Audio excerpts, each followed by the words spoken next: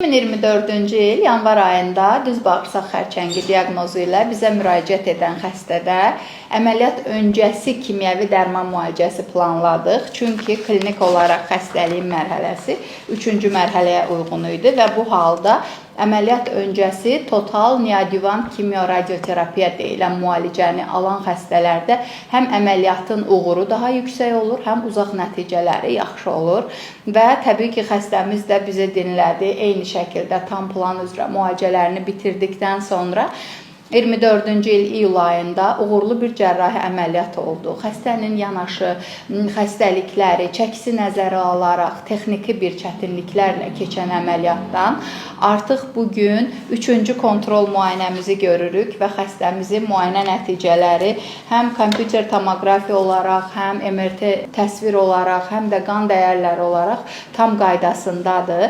Bütün bu keçən müddətdə tək problemimiz var ki, xəstəmiz çox kilo alıb. Özəlliklə bu müalicə dönəmində arıqlamış xəstələr kilo aldığı üçün sevinirlər. Bunu sağalmağın bir işarəsi sayırlar.